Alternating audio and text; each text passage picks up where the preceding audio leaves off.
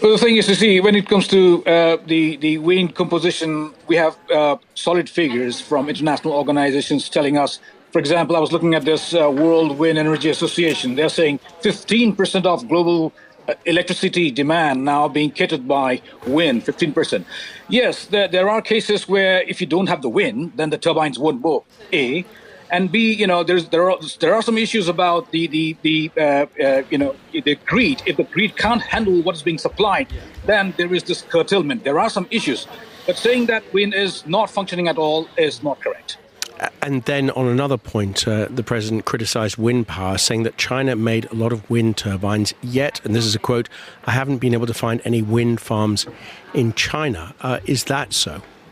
Now, again, I was checking some organizations like the International Energy Agency. That's the authority that gives us all those figures. Other major agencies, and they're saying that there is a significant increase, 87 gigawatt, 72% of all new global capacity coming in from China in terms of wind power. So you see, it is. I mean, again, like there might be some places here and there that might not be working, or again, as I explained earlier, the curtailment because of grid issues. But then, by and large, China still remains the major player. In fact, the top one when it comes to wind power. And we have another point here. The president used the phrase "green scam." What is that a reference to, and how does that check out? Well, the thing is, as you know, Trump's administration or President Trump has been, very critical about even what the Biden, administration did in terms of all these renewables. And what they're saying is basically, even in this case, President Trump talked about how China is selling wind turbines and making money, whereas it's not working. Now, the latter part, not working, is not true. But of course, China is definitely, making huge money. And maybe it is the economic connotation that China is definitely, benefiting from all this. But calling it a green scam is definitely not true, because science has proven that, the world needs to drastically decrease carbon emissions reductions. And the solid way of doing this is switching over to renewables, and therefore solar power, wind, hydropower. This is the way to go to. And the president also said that European energy production was down. The North Sea, he said, one of the greatest reserves in the world, but the UK does not use it. Take us through that.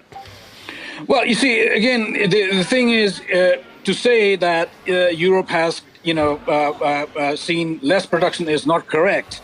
Yes, it is correct when it comes to fossil fuel. Fossil fuel using oil, or let's say coal, is drastically down in Europe. Yes, it's true. Gas is more or less still there.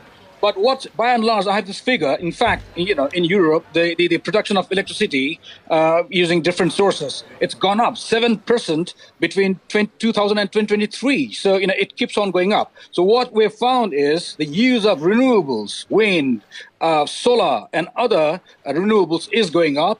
Fossil fuels definitely down. In terms of North Sea, yes, in the past, the UK did draw major, chunk of energy from there. But then, as we know, no major issuance of licenses. Of course, there are some issuance, but then by and large, the policy remains that we are not going to go for a major one, and therefore there's no movement up there. Naveen Singh Khadka, our environment correspondent, many thanks. Let's bring